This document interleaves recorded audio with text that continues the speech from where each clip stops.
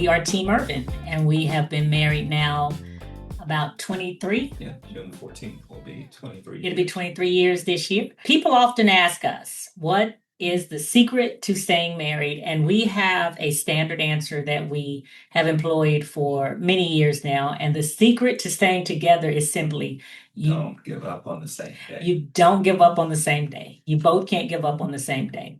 And so that has been our commitment for 23 years, that we both don't give up on the same day. We understand that marriage ebbs and it flows. It's hot and it's cold. We are committed. We're both committed on the same days to being in this thing together. What's something that you think shaped how you show up as a husband? When you think about what a husband is, what was your blueprint? Not having a father in my life, I really didn't have a blueprint. I saw marriages that were okay. And so just seeing some things, taking bits and pieces from different men and saying, hey, I like that style, or that's something I want to do. That would be my answer. That's fair. I would say for me about the same. I mean, my mother was single, but I witnessed my grandparents' marriage.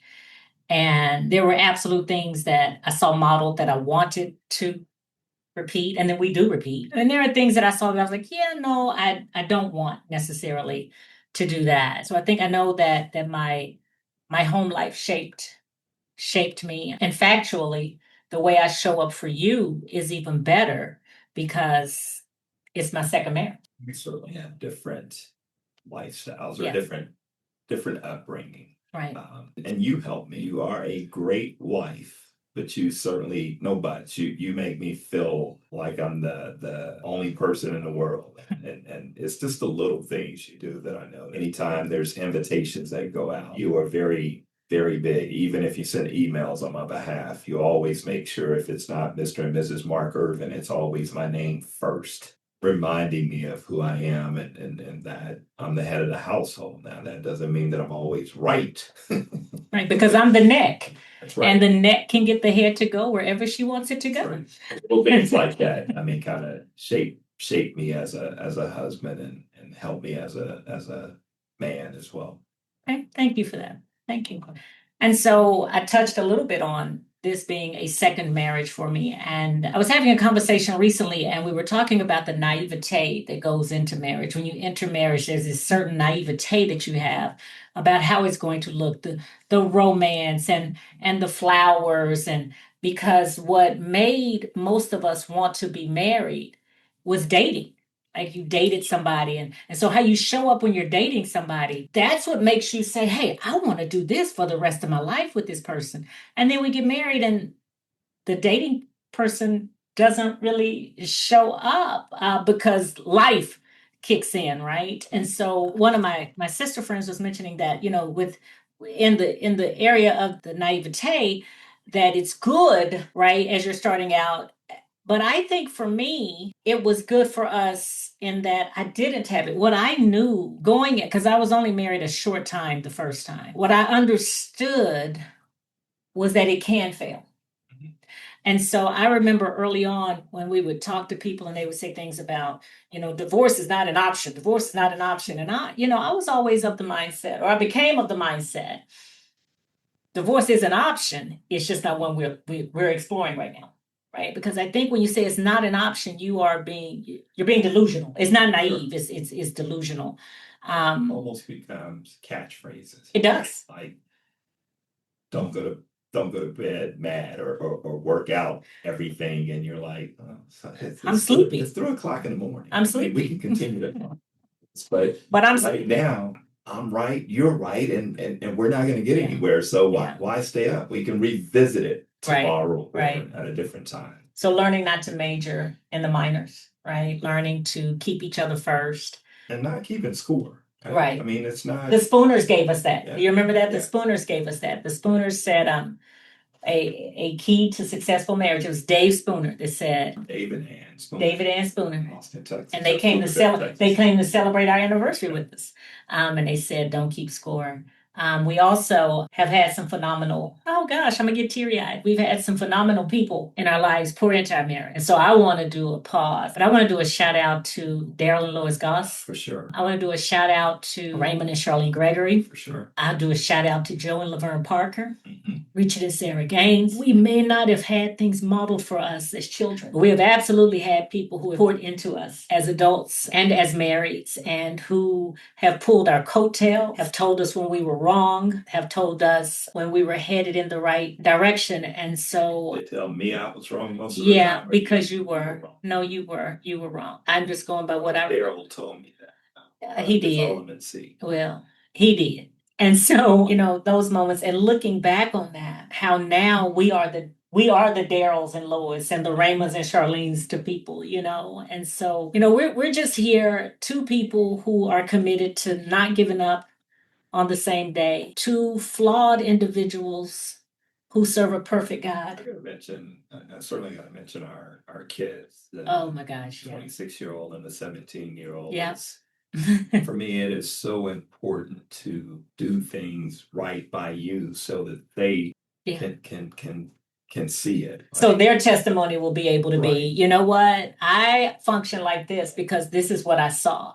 Probably a disadvantage for our oldest son because he went to boarding school. So when I can honestly say he left home after the 8th grade because he was away in boarding school. And that's something he wanted to do. And then certainly it was something we were able to provide, but not being in the house and having And seeing the day to day. Well, and seeing the day to day. That the 17-year-old gets to see. And Yeah. some of the things you mentioned about the 17-year-old recently, you said, hey, he does it because it's modeled for him. Yeah. And the impact of that, it's like, wow, another reason why you need to try to get it right, Mark, because he's watching everything you do and how you operate with his mother. And again, he's going to look at that as a model for him when he's dating. And he recently started. Yeah. And I what's interesting is I got that phrase from Laverne.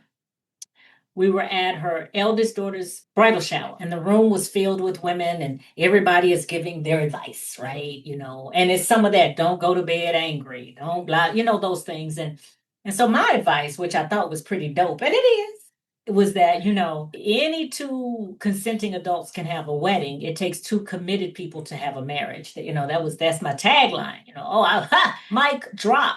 And then Laverne came after me and she said to her daughter, model what you've seen. That was so powerful to be able to say that, because our children have seen the good, the bad, the ugly, right? They've seen the, we fight, we argue in front of our children, we disagree in front of our children. I go on strike. I will not cook or clean for a period of time. All the things. They see real life, but they also see reconciliation. They see that we're there when it matters. And so I just remember her saying that, and I remember saying, I want my children to be able to say that to my children with confidence. Sure. Certain things I'm going to say to the boys. I mean, you've never seen me mistreat your mother. You've never seen me yelling and screaming at your mother. So can't say when you're dating or when you get married, oh, that's what my dad used to do to my mom. No, you did not see that. You certainly saw a loving household. And again, real life. Time we disagree with things, but yeah, you didn't see me berating your mother ever. No, that's true. And I'm not going to let them do it. No, and I don't know if you do it, if that comes because I'm your wife or the fact that I'm your best friend. Both. It's a level of respect. Again, growing up in households and seeing a lot of yelling and screaming, and yeah, that's not me. And being away too, I think has been helpful. So we got married. To figure out some things. Oh my Lord. We got married and we dated in separate cities. And so when we got married, we moved, the eldest and I moved because I had a son when we started dating, and we moved. We loaded up the truck and moved to Beverly, and we followed you, and we've never lived in the same city with family. So we had to learn to rely on each other. And because we started our marriage out as parents, there was more vested. Yeah. There was more vested, and just looking at the amazing role and how, full transparency, this man adopted my eldest. And so he is the only father that my eldest son knows who was conceived in my first marriage. And that's a fact. And we speak freely. It's never been a secret. We speak freely about it now because about a year and a half ago, the 17-year-old was. We chose not to tell him. Well, yeah, we chose not to tell him until it. Me and Mom were in a conversation, which was interesting. Well, we didn't hope, we weren't hiding it. We knew Right. we would tell him eventually. It was just when is the right time, When and he would start asking questions, And it so- seems very absurd. yeah, so he started figuring. He was like, "Wait a minute, y'all have been married this long, but my brother is this age. How does that work?" And so, that's when we told him. And I love his response when he learned that. His words were, "Dad's a hell of a guy." I wouldn't have it any other way. Yeah. I know that when we started dating, you were rightfully so as a mom protective of your son, our son. Yeah. And made sure it was the right timing and the way you went about that, that would help a lot of women. Knowing that Maybe that's another podcast, knowing that right? particular recipe of what you're getting into, because doing that I knew, and I had been in relationships before, Yeah. with Women women with who children. had kids and became very attached to the kids, and certainly that's always tough, but I didn't want to be again attached to the kid and out of a relationship within 5 years. So I was ready, and we had the right conversations. Yeah. We had the right conversations because again, you held me accountable early on, which had never been done. You should know if you want to spend time in this relationship for a long period of time, you should know within X amount of time. Yeah, when we first met, we met in a wedding. My friend married his friend. Best friend, one of my best friends. Married one of my best friends at that time. Yeah. He comes up to me at the reception. Now let's go back. At the rehearsal. So what are you doing? At the rehearsal, y'all, I had on one of those tight fit, right fit. I was cute because I thought we were going out, right? I thought we were going out. Yeah, I was pow. I was ready. And we didn't go out. But You anyway, did. not we. I mean the women. I thought Yeah, the women okay, were going okay, out. gotcha. Not yeah. I remember when the bride was doing the guest list and she asked me, "Are you bringing a +1? Are you bringing a +1 to the wedding?" And I was like, "Girl, I don't bring sand to the beach." So I was, hey, your girl was young, and I again had gone through some things. And so at the reception, this gentleman approaches me in his rented tux. He owns a couple now, but he in his rented tux that night. He says, "So say it, babe. What did you say? What'd you say, babe?" So what are you doing tonight? Yeah, that was his pickup line. And I looked him square in the face and said, "Going home to be a mother," and turned around and walked off. And I really think it intrigued you. No, it didn't. Well, it should have. It didn't. Well, he pursued me. It's something. That didn't intrigue Oh, me. well. What intrigued me, it was if I recall, it was at the rehearsal when we were rehearsing. And Mm-mm. When I spoke, yes, that was at the wedding. that was at the wedding. Mhm. Yeah, and When I sent and everybody. she's the same way today that she was then. So she gets on the mic, very articulate, and asking everyone to exit. You have to understand there are a lot of people there, Yeah. and so her doing this, one of my best friends at the time, JB, James Butler. James Butler, she's speaking. I'll look over at him and say, "Man, I want to marry someone just like her." And 2 years later, I was going down that aisle.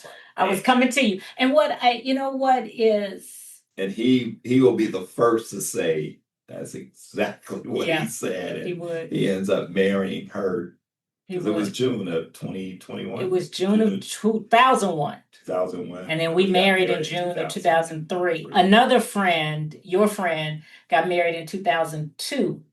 And I was your +1. And at that wedding, that groom said, "Y'all got next." Do you remember that? And we were like, "Okay." Yeah, so it's been a journey. It's been a journey, ups and downs. Y'all, we're doing a lot of smiling. And it has been, when I tell you that if I chose to put it on the scale, for sure the positive outweigh the negative. But we've had some weighty things. We've had loss, we've had grief, there is not a financial state that we don't know about. We we know some things. What we know is we got each other. And I mean like back to back, like back to back. So I can see his 6 and he can see my 6. And that has been a blessing having him as a friend. Now we don't play that. Like we didn't start out as friends, y'all. He tell you it was my calves and my pow. That's what he saw. And he's a handsome man, and his fingernails were clean. He had on some nice shoes. I remember that. I went our first date. I checked out his shoes. Okay, I see you nice. We weren't doing that then, but had we been doing that, I would have done that. He was, kind, and he was all the things, and to me, he's a sexy piece of chocolate. But our friendship grew, and there's not anything that I can't tell this brother. I know my secrets are safe here. Failed. I still make dumb mistakes. He does. Let me be clear. He's not malicious though. No, not even close to perfect. So. He's not malicious. No, but I am, and so I make up for us. I make up. And it's tough being married to the perfect. It is. It is. You got to elevate your game daily. You got to stay on your toes and be prepared for the unexpected.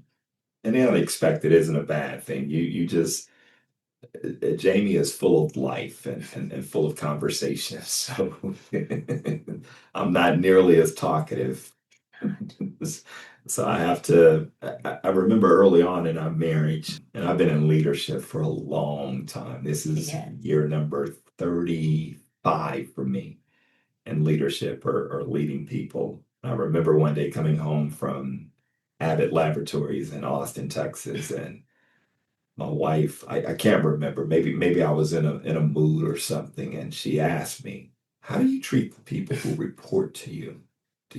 Are you snippy or whatever the word was with them?" I'm like, "Absolutely not." She said, "Well, this is your family. When nobody has your back, your family will always have your back. I'll have your back." And it took me some time to process that. But then when I processed it, like, she's right. If I can go to work every day for 8, 10, 12 hours and 14 hours and be super kind, caring to all those people, why wouldn't I do the same thing for my family? And so that is always stuck with me. So if you had to give advice, right, for people young in a marriage or whatever, like what would your nugget be? Lots of nuggets. And you kind of hit on it early on when you were talking about dating. So all the things you did to get that person. Yes, life is going to change. Family, raising 2 boys, very active in different things, sports, what have you, and running around. So sometimes you forget, you start to focus on that. And we're about to be empty nesters in a little over a year because our youngest is getting ready to graduate and go to college and pursue his career in basketball, and being able to know when to reconnect. And I would tell any man, do exactly that. Have date nights. We did that for a while, and I didn't do a great job of keeping up with that. And that's something that I got to get back on because it makes a difference to be able to sit down once a week and just catch up. Yeah. Even if catching up is just looking at each other or just not saying anything, just cuddling. Catching up makes a difference. And those are the little things that my wife will point out and say, "Hey, intimacy is not just, hey, let's go do it. Let's go make love." It's the small things, right? It's the touches all week. It's the little things. It's the kisses. It's the and because the fact is, you still do it for me. He still does it for me, y'all. I would say something that I practice. For the majority of our marriage, I've stayed at home and raised the children, or I'm doing entrepreneurial stuff. So I work from home. I don't, the majority. I have worked outside of the home some, but when you look at the 23 years, the vast majority, I've been right here raising children and taking care of the family. And like I said, being an entrepreneur as well. But my primary, even in my entrepreneurial endeavors earlier on, when the children were young, they were my job and everything else was a side hustle. But when my husband comes home, I look presentable. He doesn't come home to a bonnet. Now, he may be here 5 minutes and I put one on, but I'm saying when he enters that door, I look my purple robe. I have this purple robe that we call purple, but I work because men are visual and women are too. Let me be clear, y'all. I get it. But what I'm saying is my advice would be He has been around women who have thought about what they're putting on. They have thought about how this blouse looks with this skirt. They've thought about how their behind legs, calves look. They've thought about that. And when he comes home to me, I want to be aesthetically pleasing because he is visual, right? And temptation is real. And temptation is real. And so that would be, and I'd say for a man, keep yourself together. Absolutely. Be something she wants to look at. Nugget, another shout out for Daryl and Lois Goss. Again, I remember Daryl, man. When I met Daryl, he was probably number 2 in charge at his company. So CFO, right next to the CEO, and just the little things he would pour in and be like, sometimes when you have to go to the job late at night, take your wife. Yeah. Make sure they know you're married. Yep. Every opportunity you have, talk about your wife. Yep. So that when they're out there, and they will be, they understand. and men, compliment your wife. When we lived apart, we've had to do the 2-state tango a couple of times because we've relocated so many times. And when we lived apart about 10 years ago, I was still in Kentucky and he was here in Ohio. Every morning, what did you get from me? Do you remember? A phone call or a picture. You got a picture. Every morning, I send him a picture of what I was wearing that day, how I looked that day. And he would text back to me and say, "You look beautiful. That's nice." Because when I hit those streets and somebody else complimented me, I had already been complimented at home. So I would give that to both men and women. Compliment your spouse. Pour into your spouse. There should be nothing that your spouse gets outside of home that they are not getting at home. Because factually, if you don't get fed at home, you're going out to eat. So feed your spouses and feed yourselves, love yourself. So this is just an introduction to who we are and how we do things and our why. When people are like, well, what gives you all the authority to lead marriage workshops? What gives you all the authority? Life and training. I mean, we have education behind us. I have training behind us, behind myself in coaching. And the fact is, it's this experience. We wish you well in your journey. And remember, you cannot give up on the same day. Be well, beloveds.